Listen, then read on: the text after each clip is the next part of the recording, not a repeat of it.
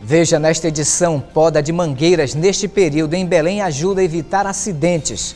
Autoescolas terão até junho para se adequar às novas normas. IBAMA apreende a carregamento irregular de madeira em Anapu, no Pará. Educação infantil ajuda crianças a se prepararem para ensino fundamental. Moradores de Ilhas de Belém recebem projeto de saneamento básico. E um panorama sobre o transplante de órgãos aqui no Pará. Hoje é segunda-feira, dia 4 de março, e o Nazaré Notícias já está no ar.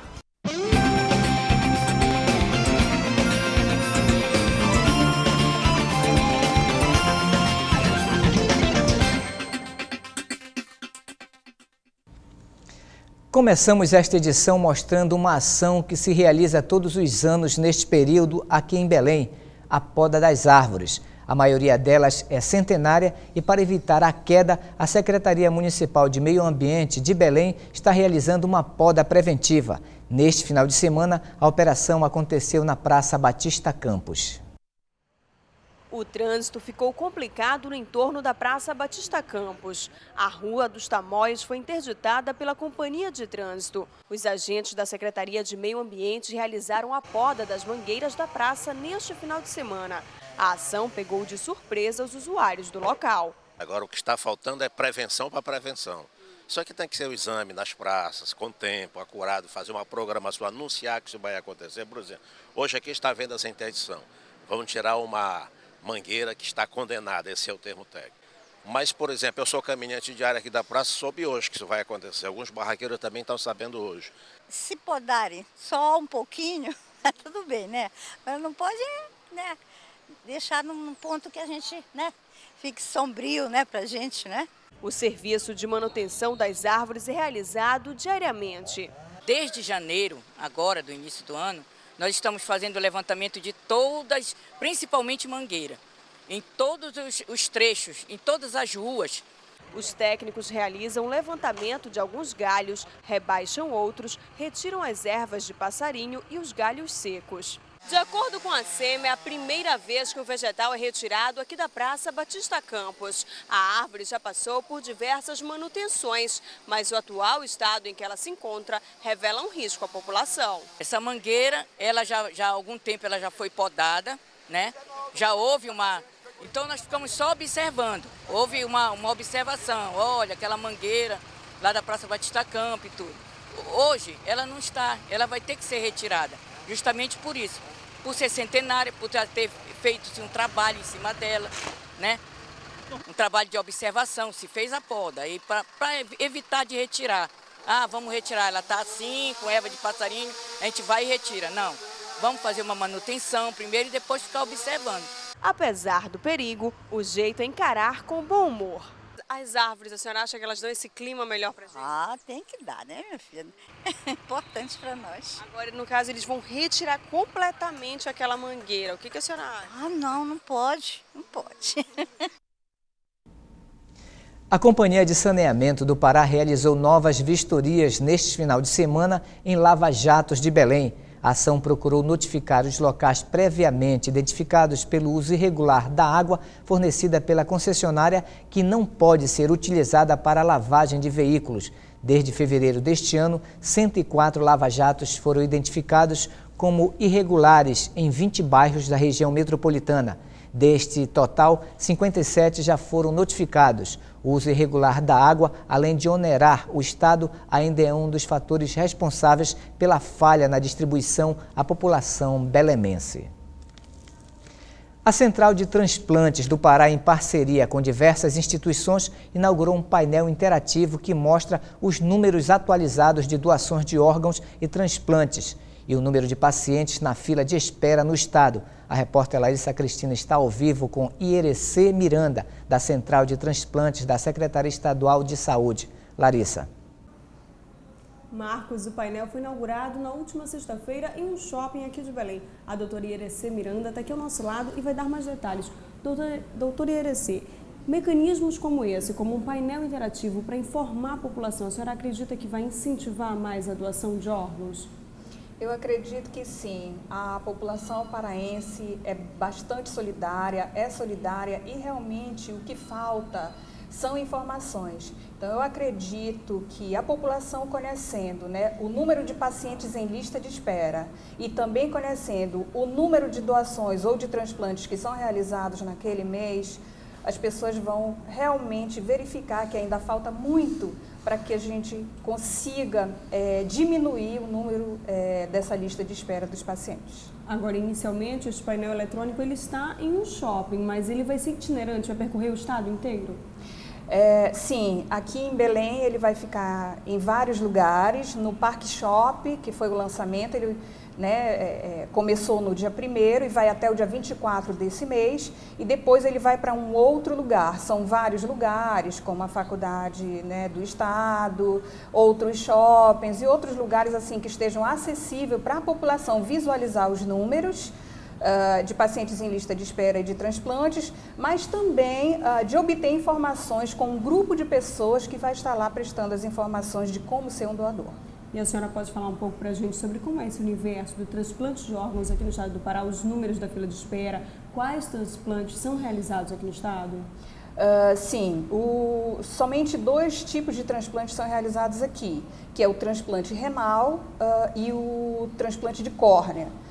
Por isso, nós também só temos 2 listas de espera, o de pacientes renais e o de pacientes que precisam de córnea.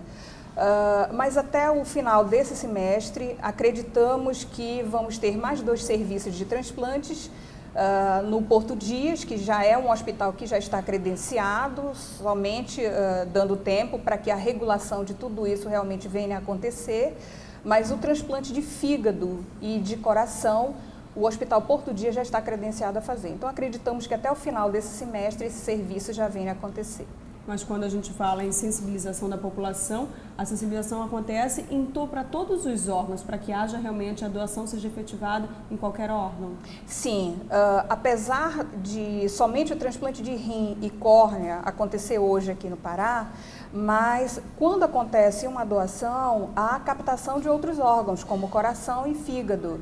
E mesmo ele não sendo alocado ou disponibilizado aqui no estado, porque ainda não se realiza esses transplantes, eles são alocados para outro estado, ofertado para outro estado, através da Central Nacional de Transplantes.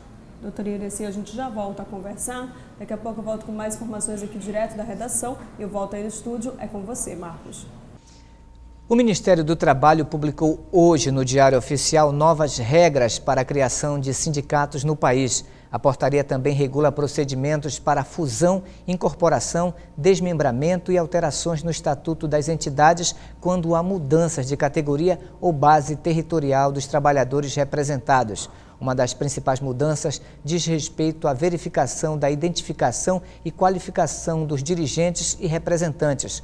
Outra regra exige que atas e estatutos terão e devem ser registrados em cartórios. Hoje, existem mais de 14 mil sindicatos no Brasil. As novas regras entram em vigor em 30 dias. Agora, uma informação importante para quem quer tirar a carteira de habilitação. As autoescolas terão até o dia 30 de junho deste ano para se adequar às normas estipuladas pela Resolução 421. Ela obriga o uso de simulador de direção veicular em todos os centros de formação de condutores do país, exclusivamente para a categoria B. Com a Resolução 421 de outubro de 2012, emitida pelo Conselho Nacional de Trânsito, CONATRAN, os alunos terão que passar pelas 45 horas de aula teórica com disciplinas de direção defensiva, legislação e primeiros socorros, entre outras. Após as aulas teóricas, os alunos serão submetidos a 5 horas de aulas no simulador e só depois partir para as aulas práticas nos veículos, o que acarreta em mais de 20 horas no trânsito, totalizando assim 70 horas aulas. A Resolução 421 ela traz uma novidade extremamente importante no processo de formação do condutor de veículo automotor, que é a obrigatoriedade dos centros de formação de condutores terem os simuladores de direção como uma preparação teórica e prática para o aprendiz a conduzir veículo automotor. O simulador, que deverá ser usado obrigatoriamente a partir do dia 30 de junho, propicia aos alunos situações mais próximas da realidade que ele encontrará na direção de um carro. Bom, o simulador ele é, na verdade, a reprodução de um veículo automotor, especificamente de um automóvel. Portanto, somente os candidatos à primeira habilitação da categoria B é que vão ser obrigados a terem as aulas no simulador de direção. Então, o simulador de direção ele vai reproduzir a situação real do veículo. Então, antes de que esse candidato vá para a prática, para um veículo de verdade, ele vai passar pelo simulador. Os centros de formação de condutores que não se adequarem às normas sofrerão punições. Independente dessas autoescolas, esses centros de formação de condutores, estarem com seus credenciamentos em dia junto ao Detran do Pará e, consequentemente, de outros estados também, eles têm que, até o dia 30 de junho, apresentar no seu quadro de recursos didático-pedagógicos o simulador de direção.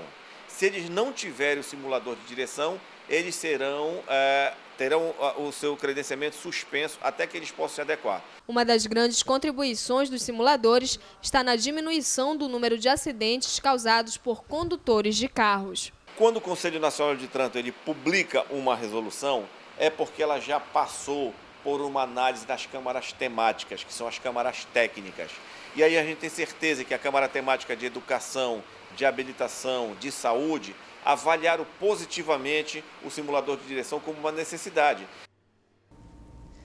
Os novos dados da Comissão Pastoral da Terra revelam que a tensão causada pela disputa por terras tem se agravado e elevado o número de mortos em conflitos agrários no Brasil. No ano passado, o total de líderes locais assassinados entre sem terra, indígenas e pescadores cresceu 10,3% em relação a 2011 e subiu de 29 para 32. As mortes aconteceram, em sua maioria, no Pará e em Rondônia. No país, de 2000 a 2012, a violência causada por conflitos agrários provocou 458 mortes. E um advogado e um fazendeiro foram mortos a tiros por 3 homens na noite do último sábado em Tomeaçu, a 208 quilômetros de Belém. Segundo representantes da seccional paraense da OAB, o crime ocorreu por volta das 23 horas, quando ambos jantavam em um restaurante da cidade. O crime levou o delegado-geral de Polícia Civil do Pará, Riomar Firmino de Souza, a se deslocar ao município para acompanhar a investigação. De acordo com o diretor de Polícia do Interior, delegado Silvio Maués, ainda não há informações sobre os motivos dos assassinatos. E você acompanha ainda nesta edição: o IBAMA apreende carregamento irregular de madeira em Anapu, no Pará. Educação infantil ajuda crianças a se prepararem para ensino fundamental. Moradores de Ilhas de Belém recebem projeto de saneamento básico. E voltaremos com mais informações sobre transplante de órgãos aqui no Pará. O Nazaré Notícias vai para um breve apoio cultural e volta já. Aconteceu nesta manhã no Vaticano a primeira das congregações gerais com os cardeais da Igreja Católica. Nelas, os cardeais discutem os problemas atuais da Igreja, debatem o perfil do novo pontífice e acertam os detalhes técnicos que envolvem o novo conclave. O encontro durou cerca de 3 horas e meia e teve a participação de 142 cardeais, 103 deles votantes. Uma segunda congregação acontece na tarde de hoje.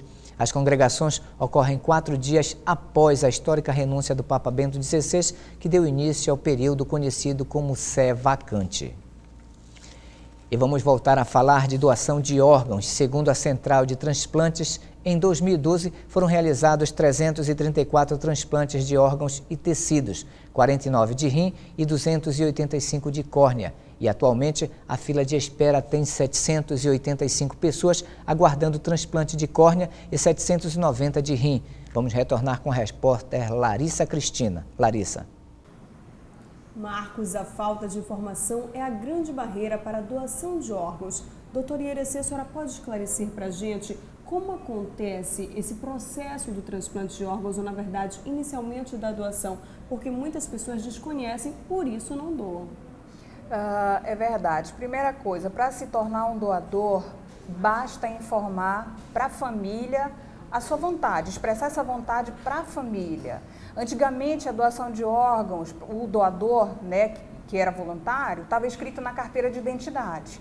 Hoje, o que está escrito na carteira de identidade perde valor. De 2001 para cá, não é mais dessa forma. Então, não adianta estar escrito em carteira de identidade ou deixar algum documento escrito. Quem vai decidir sobre a doação de órgãos do ente querido é a família. Então, é importante que a família saiba da sua vontade para que no momento, né, desses, então, possa optar por, então, atender à vontade daquela pessoa.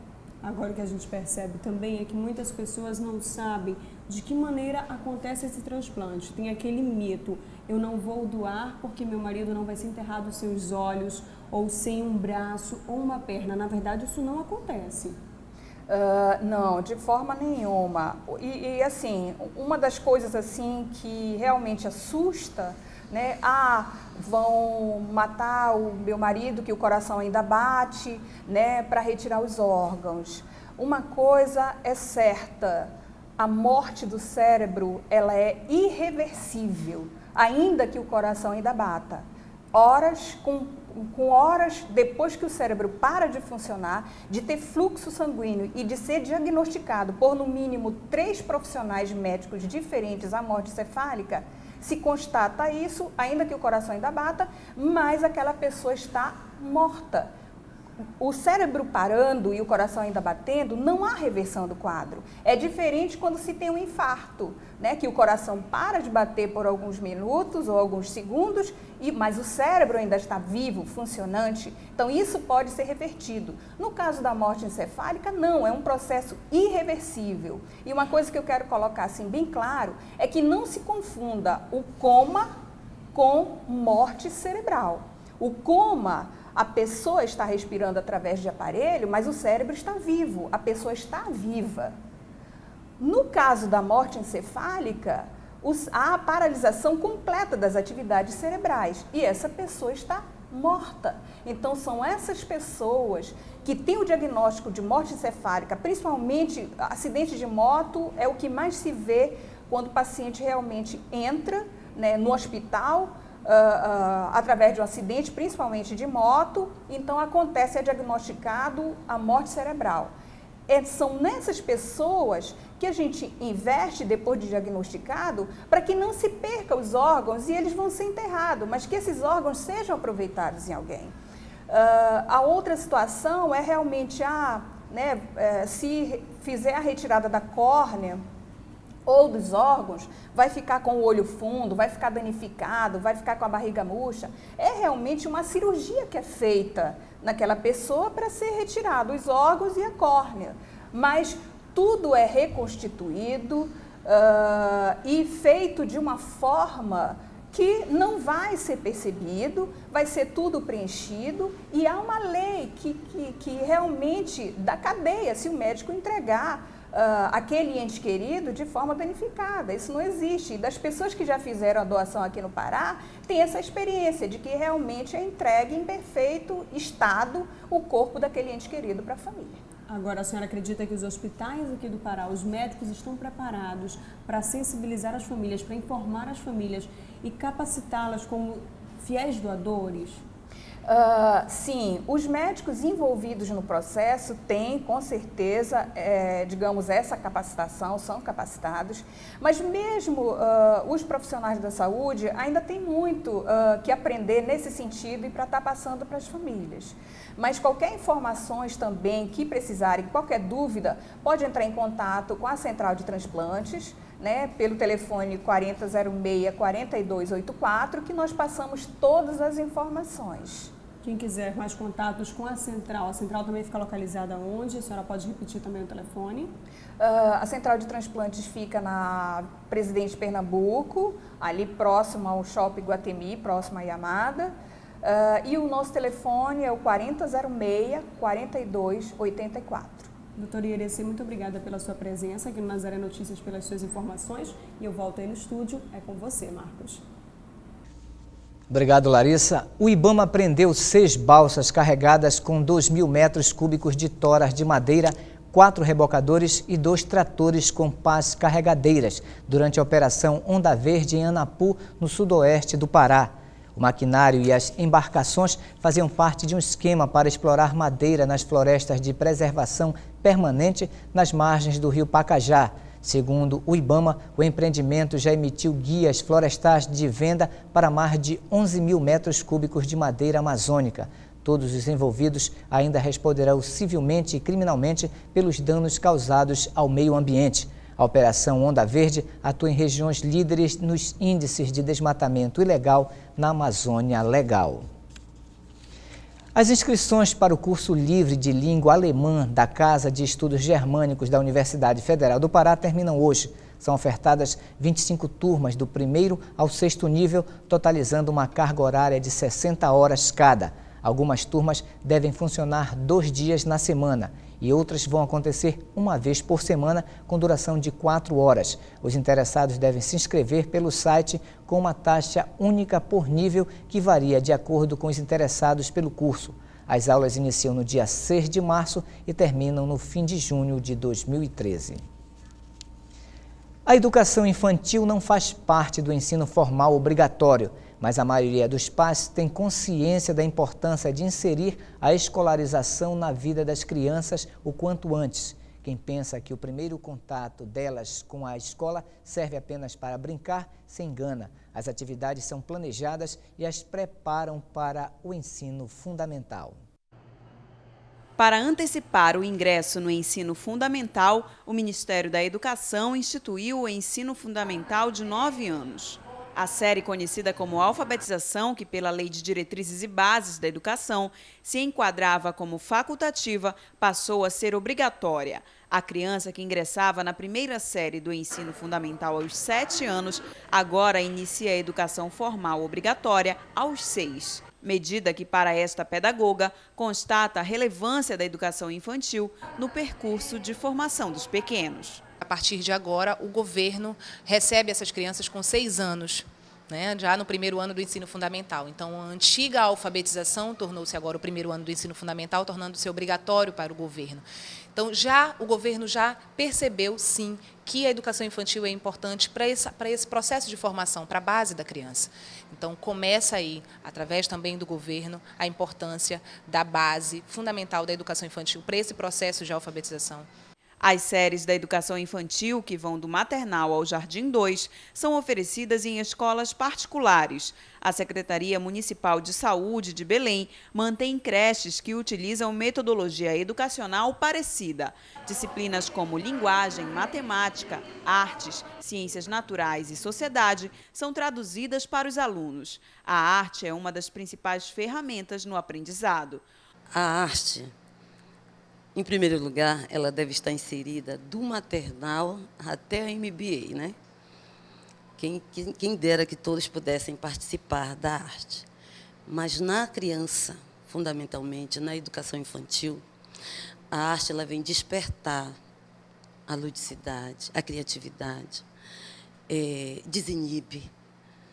Mas assim, a arte ela deve respeitar, principalmente na educação infantil, o espaço, o limite dessa criança. Teatro, dança, música e artes visuais são linguagens utilizadas pelos educadores. Primeiramente, os profissionais devem ser gabaritados para isso. Não é qualquer curioso na arte que deve trabalhar diretamente com a criança, não. Nós temos que passar por uma faculdade, com certeza, uma especialização, porque é muito preocupante. Diferente do que as pessoas pensam, a educação infantil não é somente para brincar, né? Então, temos objetivos a seguir com as nossas crianças, a alcançar com as nossas crianças. E, através do Referencial Curricular Nacional da Educação Infantil, que norteia todo o trabalho, todo o planejamento da educação infantil. Trabalhamos matemática, português, natureza e sociedade, na educação física, a psicomotricidade, né, também é trabalhada. Então, temos objetivos a alcançar com esses pequenininhos. Neste final de semana, os moradores da Ilha Paquetá e da Ilha Nova, em Belém, receberam projetos de água e sanitário ecológico. Eles são desenvolvidos pela Arquidiocese de Belém por meio da Cáritas Metropolitana. A reportagem é de Larissa Cristina e o cinegrafista Fábio Nascimento. Nossa viagem começa aqui na Baía do Guajará. Vamos navegar por cerca de 30 minutos até a ilha de Paquetá.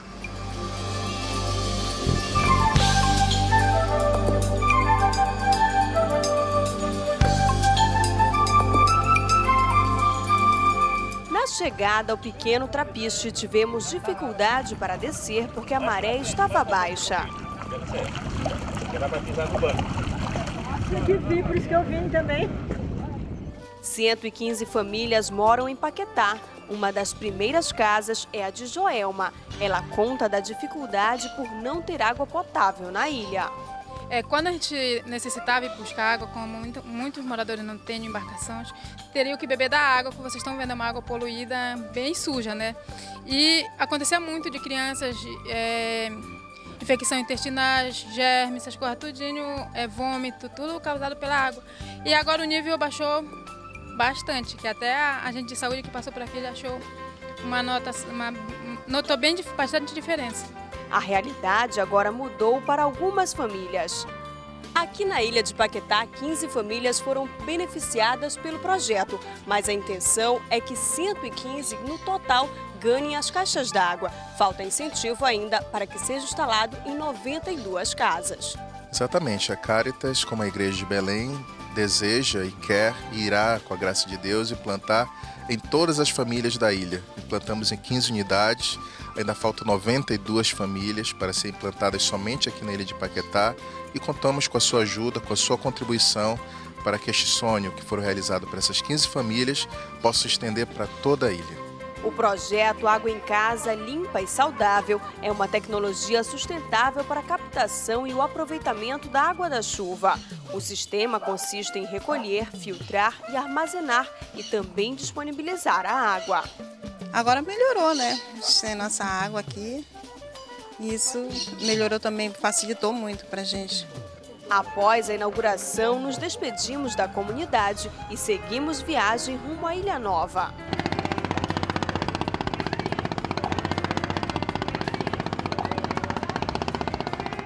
33 famílias moram nesta ilha. Seu César está aqui há mais de 20 anos e vê o desenvolvimento chegando.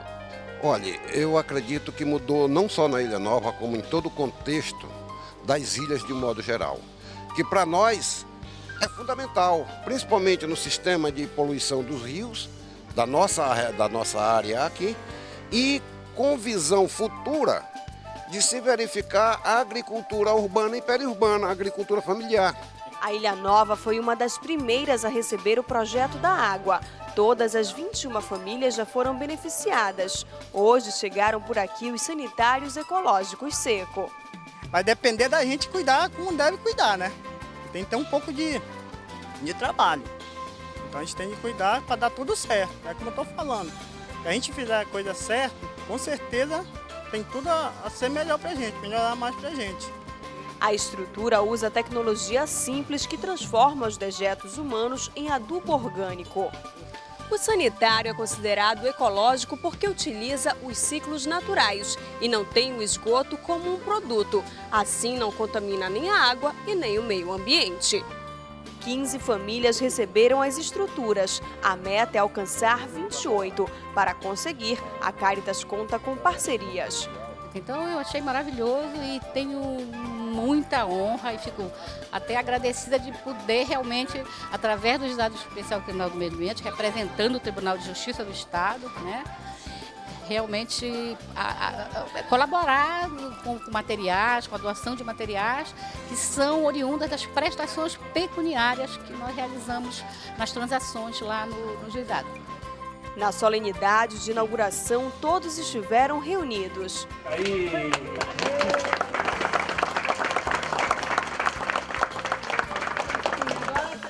Este projeto tem por objetivo garantir água de qualidade com armazenamento e tratamento da água da chuva.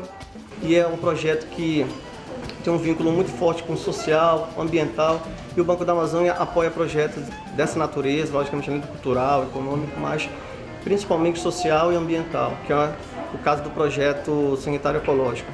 O arcebispo de Belém presidiu uma missa na comunidade para marcar o momento. E como nós perdoamos a quem nos tem ofendido, e não deixeis cair em tentação, mas livrai-nos do mal. Nós não fazemos apenas solidariedade, não fazemos apenas a organização da sociedade. O que a igreja realiza é agir em nome de Jesus.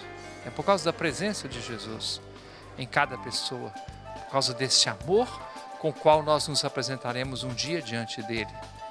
É a responsabilidade da igreja não deixar ninguém passar em vão, sem ser tocado pelo amor do próprio Cristo.